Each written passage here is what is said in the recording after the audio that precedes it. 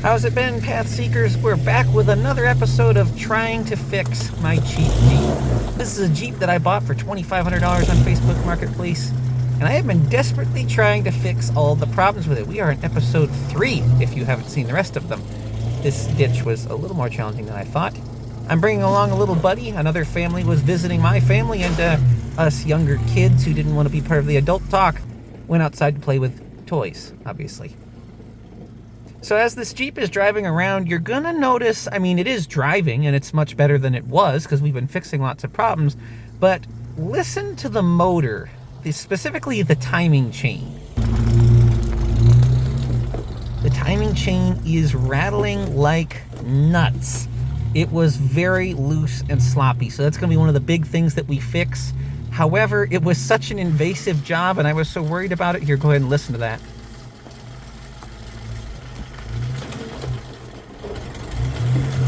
But it was such a big job that I actually didn't record it because I just got so involved in the project. I have like 2 pictures of it. Nevertheless, we're going to go ahead and, after we finish this short little wheeling trip in the backyard here, we're going to go ahead and rapid fire a whole bunch of problems that I have been fixing and little things that I have been doing with the Jeep. I hope you guys enjoy it. I hope you'll find me smashing my thumb with a hammer funny. If you can count how many times I smashed my finger with a hammer, go ahead and comment below.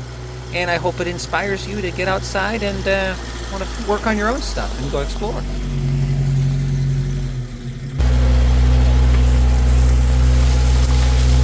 right, ready?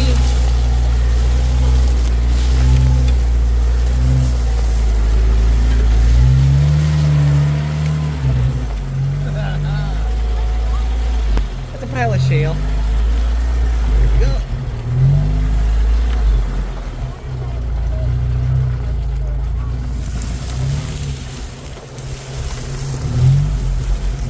Through the woods a little bit.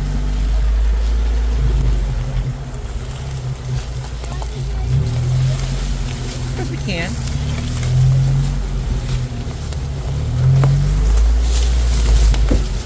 Ooh, sticks.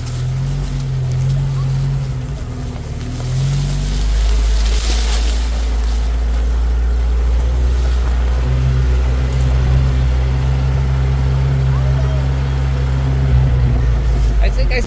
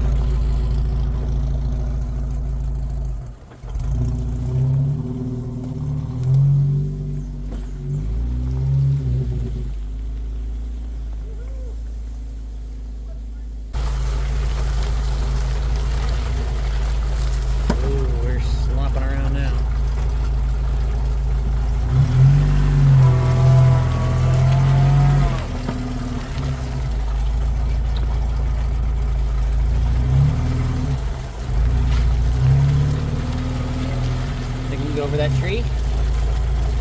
No? But we did.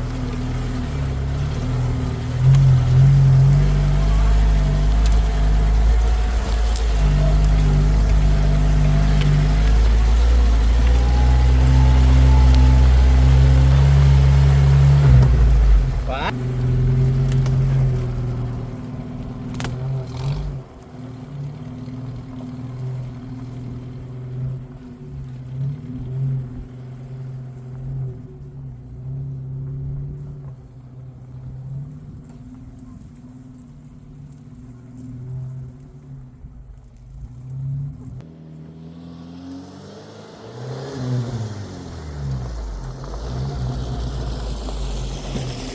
Alright, we shall see if we can hold 19 gallons now.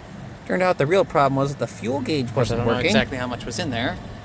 I don't know, I guess we shall see. Looks like it's 15 gallons, and I had a couple gallons in there. I can take it back out. Okay, so we're not getting information from the fuel pump on how much gas is left, so we had to disassemble the connector. There it is.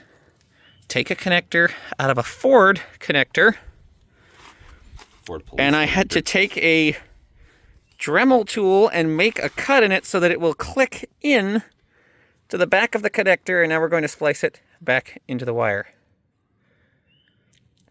So my Jeep has even more police interceptor parts on it. Ford police parts. It is a police interceptor TJ. Go. Couple connections with the solder to connects, some black tape. It's by no means a tutorial. Entertainment purposes only. Performed by a professional mechanic on a closed lawn. Now I'll just go into my fix my Jeep kit and get a couple of these little thingies. Yeah.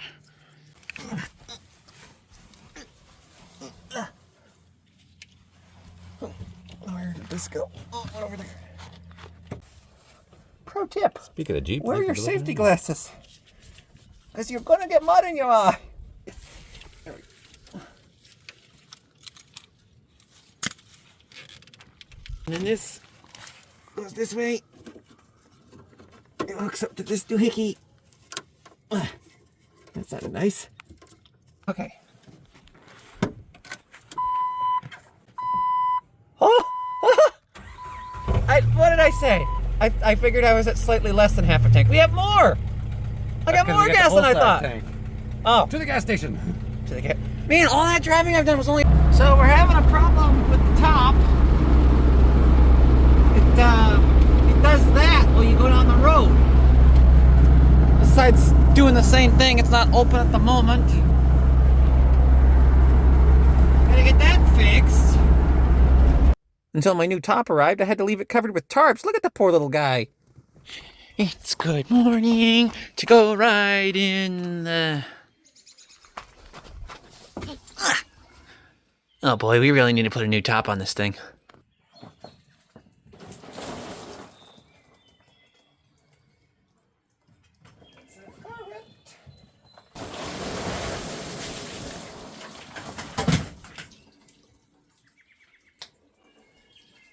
That didn't go great.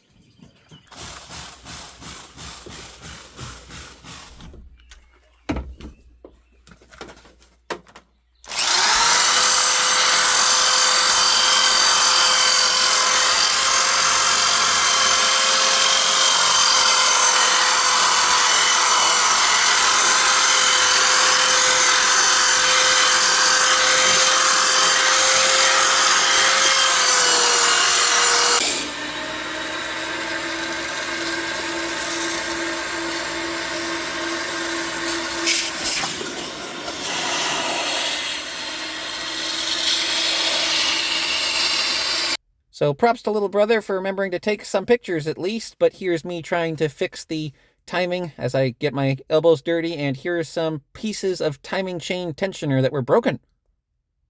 So I replaced all the power steering lines with Ethan's help. All of them, brand new, all the way down to the steering gear. Yeah.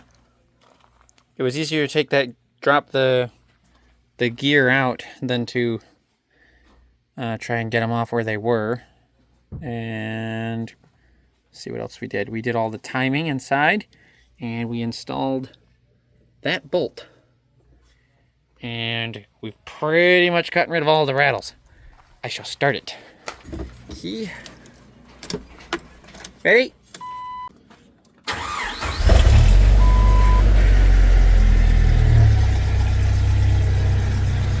Oh, it's so quiet.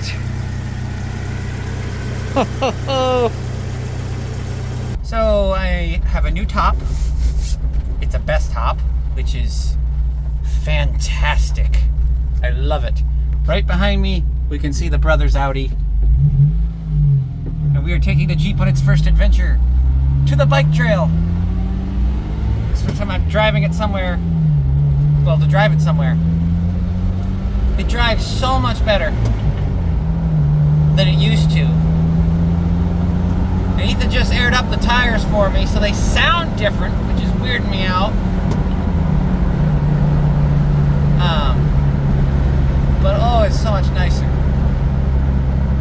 It drives more like a car. More like a car. It's not just like a car. I also just washed the interior, and I washed the exterior and the underside. Still getting some rattling. I think we need motor mounts, and the exhaust could use work, but and the Audi is right there. We're not losing him. Directionals are working today, which means they probably won't work tomorrow.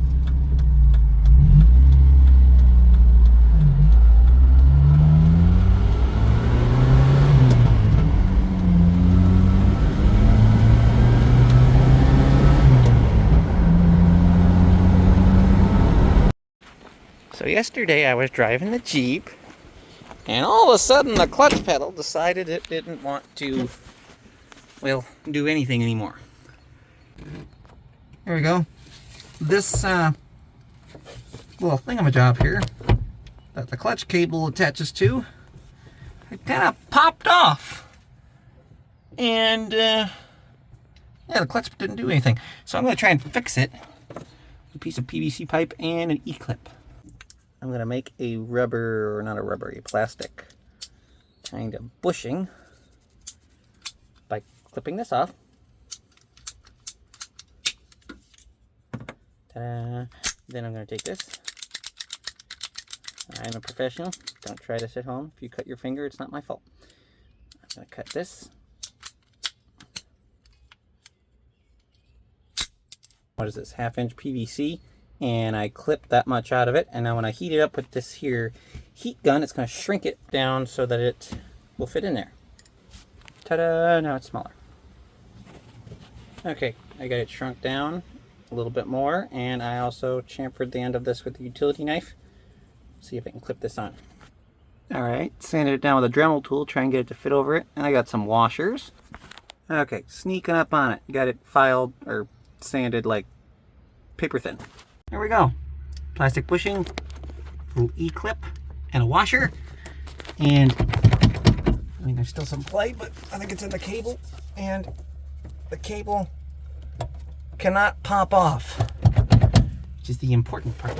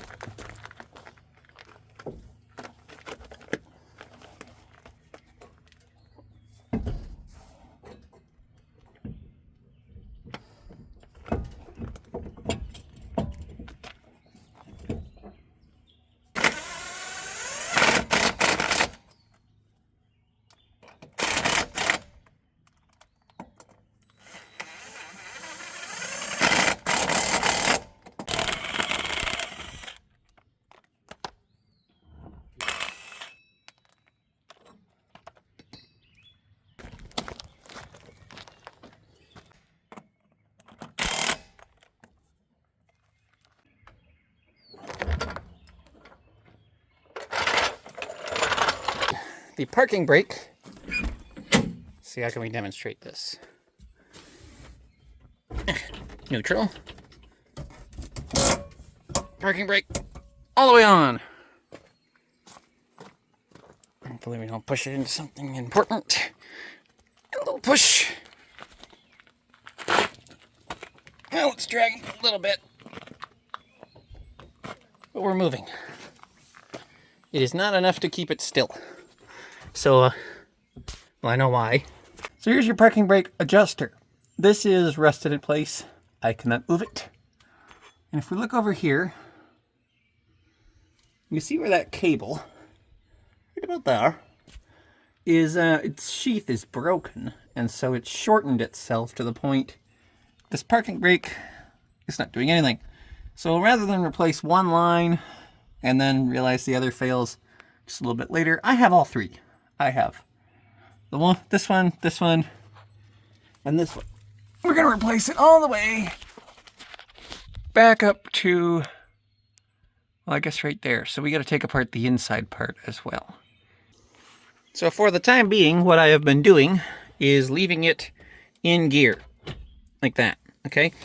If you're younger and didn't grow up in the age of stick shift cars, this is something most people with a stick shift will actually park it in gear because it helps hold the vehicle even if something does go wrong with a good working parking brake.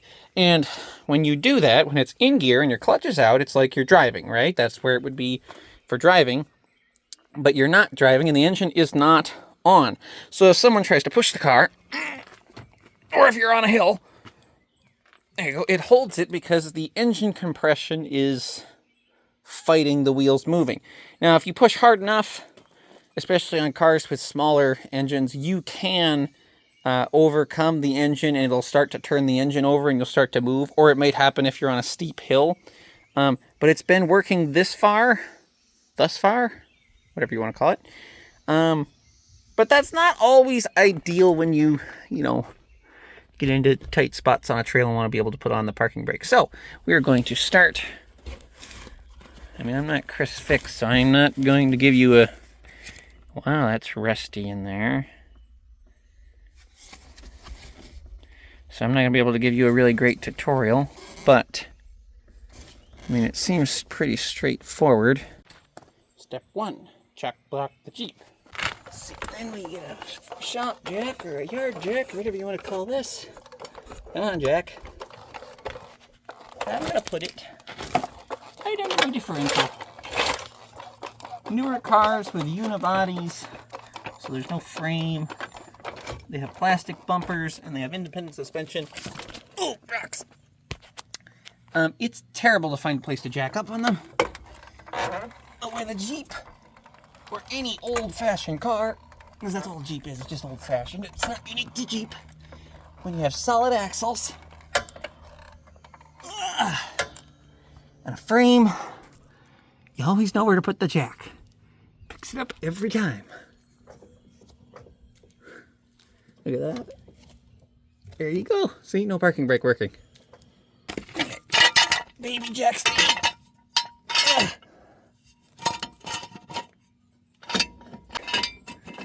It should only be up for a second. Of course, last time I said to myself it'd only be up there for a second. It was up there for like a week. Ooh, I'm gonna need to plug my ears. Both hands. Take off that drum. Something's been rubbing there. So, this is a drum brake tool. It's got all sorts of features. Like this end here is for getting things back on, because you can put the spring on there and then tip it up and it comes back on. This end, a little cuppy thing on here. And you can do this with a set of needle nose pliers, but it's a pain. This just makes life easier.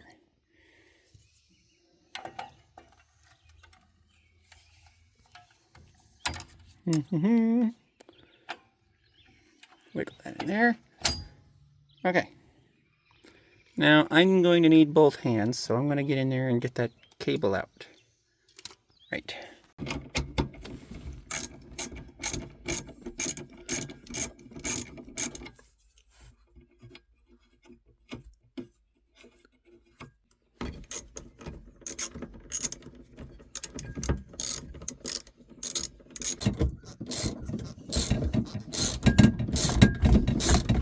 Okay, this is self-explanatory.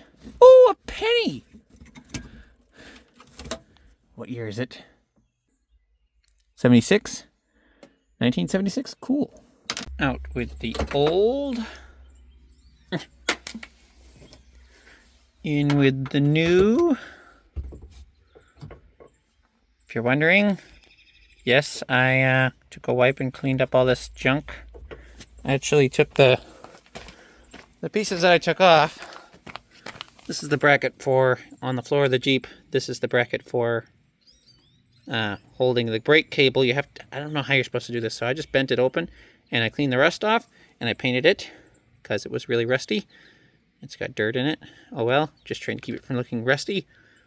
I'm gonna wait for that to dry while I assemble some other things. Yep, this would be the culprit, all right. Doesn't even look stock. And I broke a bolt. So, solution incoming. Oh, it's dark. Okay, so this is this handy tool that my dad has from probably before I was born. Because like I've seen this thing in the drawer, and I always thought it was like a broken screwdriver that he kept around for something. Didn't realize there's a very specific purpose for it. And it's for putting these silly little springs on. I don't know who designed these things. It's probably Satan. Because it obviously was somebody who hated mankind. Ah, oh, that's really bad. Oh wait, we weren't in place. Which I couldn't see because it's too dark. Okay, now we're up here.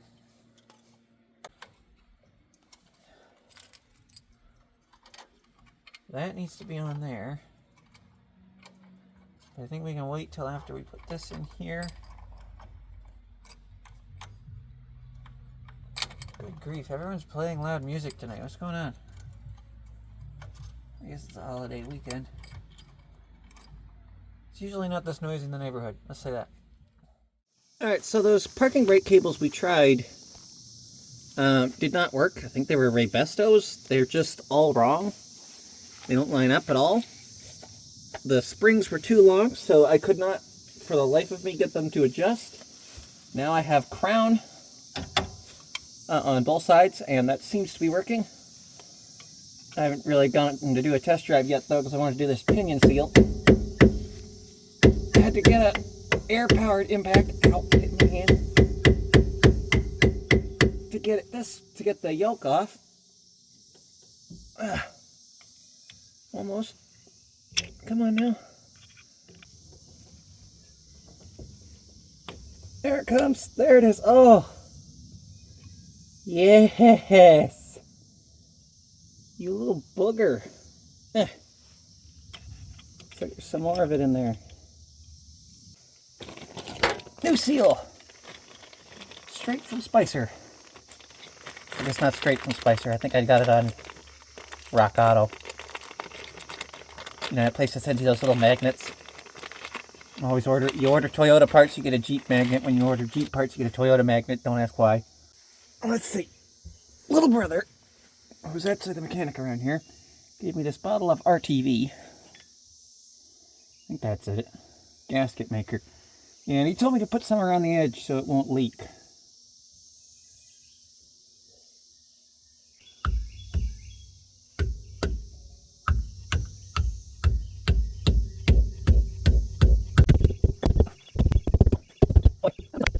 Okay, that's a new seal. Now I'm going to grab my yoke.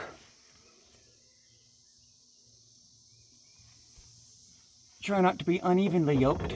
That's why I left marks with a paint marker. Ah!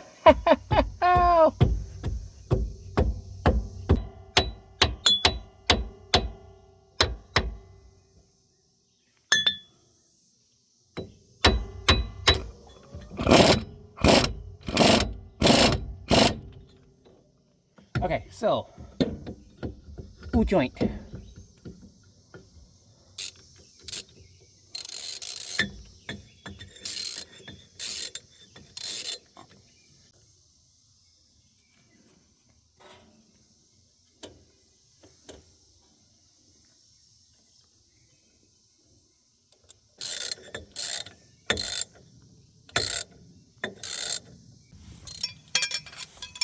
Ugh.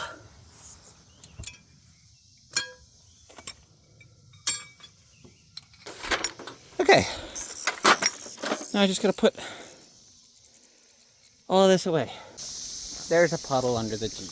Yesterday when I started it, I heard loud, like, whirring noises, which I assume was the power steering fluid, because it's been leaking, and when it leaks down, it starts to make that, like, gurgling noise. But then when I got in here, this had popped off and landed there, and it's cut a hole, which I tried to band-aid, into the tank, and now it is actually leaking, which is great. But it's okay, because we were already going to have to replace this, because it's leaking down on the bottom somewhere, and this silly tank is like $114. I have no idea why. Apparently they're made of unobtainium, so we ain't doing that. Instead, we're gonna go all junkyard wars mode, and I'm gonna tear one off of a Ford truck over there and see if it works. Come on, there it is.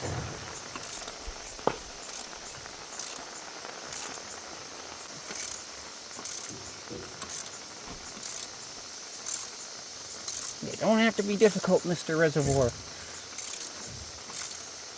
You just gotta come off the truck, and you're gonna come with me all over the world. It'll be great.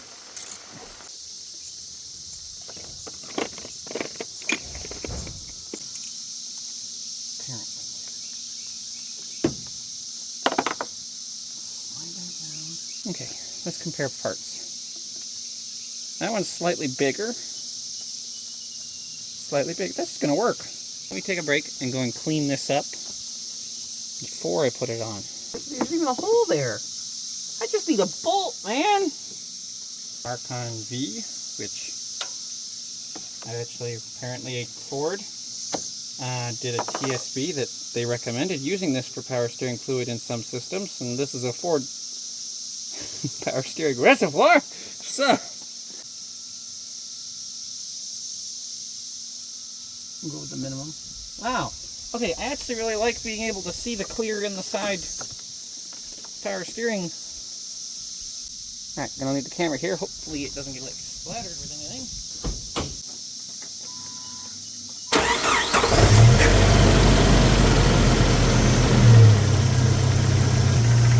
Yeah, it sucked in even more.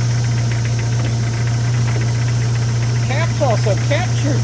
Man, this is all kinds of upgraded. Ah! Oh my goodness. Hey, no whining.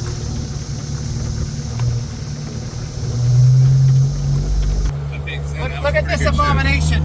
Explorer shirt. Enjoying the Jeep. Where's the turbo? Where's the turbo? Turbo is back home. I got no turbo. So the Jeep has been starting funny. If I start it, okay, if I drive to town, turn it off, and let it sit for a minute, it'll start terribly. It like won't start at all. It'll sit there and if I just turn it off for a second. If I turn it off and go in, you need to go that way in that lane. Go into a store for like 3 or 4 minutes, all of a sudden it'll fire up, bang, just like it was supposed to. And check the codes, lo and behold, it's not getting the, what's that called again? Coolant temperature sensor. The coolant temperature sensor. And I put a brand new coolant temperature sensor on it. So, we went and bought one, and we're literally going to go install it. Wiring harness. Yeah, okay, right. We bought the wiring harness, because something must be wrong with the wires or the connector. And we're going to install it at a Jeep meet and greet. Here we go. It's a veterans benefit in Hillsboro, Ohio. Man, there are a lot of cars running worse than this one.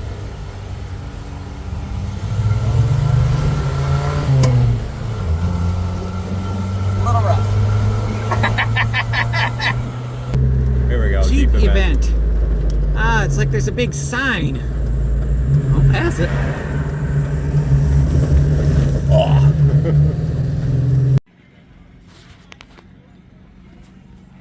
Is it a little hot?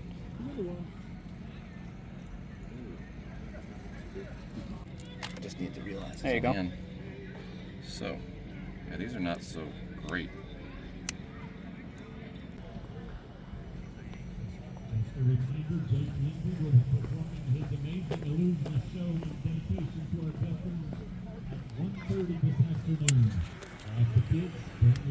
Illusion show.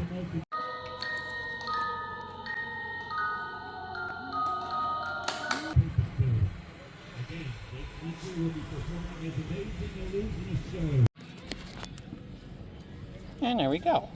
Yes. A little too much off-roading. No. Erosion on the connector. So. How dare you say that?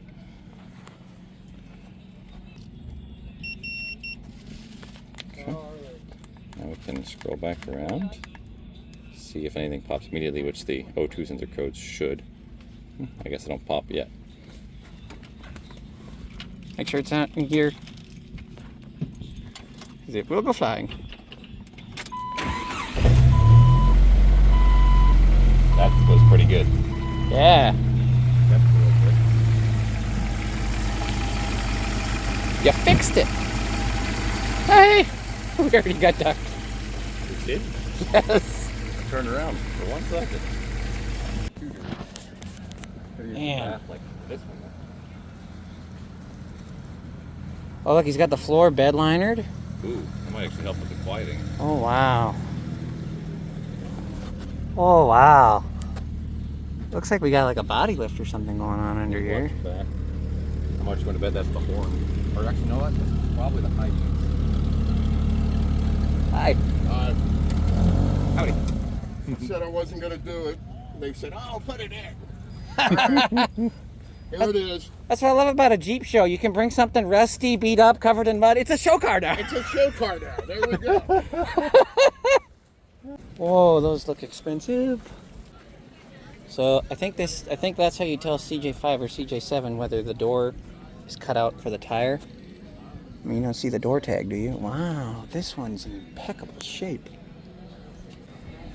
Correct number of pedals.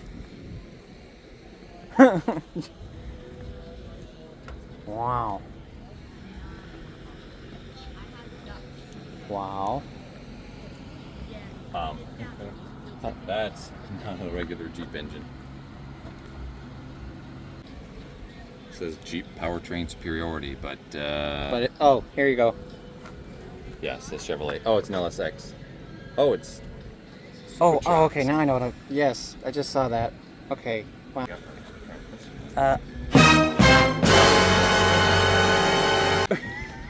Oh, he's got a ratchet shifter going. Yeah, it's only a two-wheel drive right now, though. Oh my goodness. Those have got to be, what, 40s? My goodness, some of these cars, the new car smell is just Oh like my word. jumping out of them. What's the gas pedal connected to? There's no dash, John. Oh, this is a roller. But the gas isn't hooked to anything. Or is it? No, it's not hooked to anything.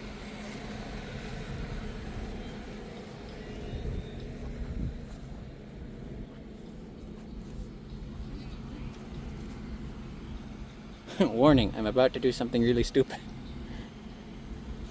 This one still smells like paint. Oh. We are here with the Jeep and we have 15 minutes to do so.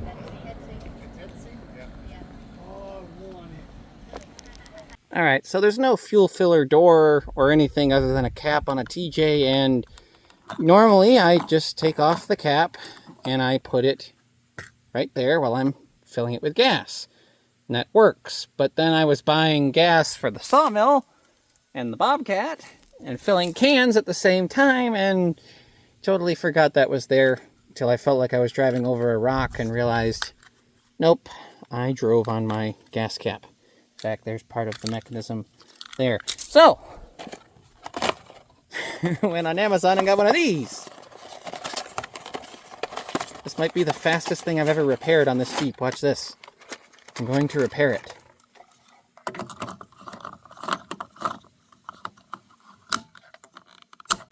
And look at this. I bought the tethered model so that this won't happen again. I thought I might have to drill a hole, but lo and behold, there's a little hole in there already. Which means now when I take my gas cap off, it's not all bitter banging thumbs and fixing things. There are some sweet moments driving the Jeep.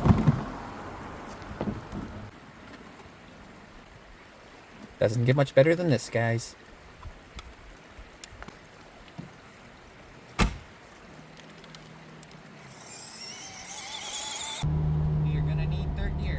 Guys, something I hope you notice is that this Jeep, no matter how much I love it, is constantly falling apart. It's constantly in need of repairs. It constantly needs to be fixed. This is what life is like. Your life is never going to be squared away and completely done and perfect. Jeremiah chapter 6, verse 16 says, "Ask for the old paths, where is the good way, and walk therein, and you shall find rest for your souls." If you are constantly struggling to find some happiness in this world, it might be because you haven't really discovered the true old path yet. I hope this will inspire you to look. I hope it will inspire you to get outside. I hope you enjoyed it. I hope you'll leave a comment. You'll stick around. I'm not going to tell you how. You're going to have to figure it out for yourself. Remember to pull a winch line for your buddy every once in a while. And above all things, stick to the old paths. Find what God wants out of your life.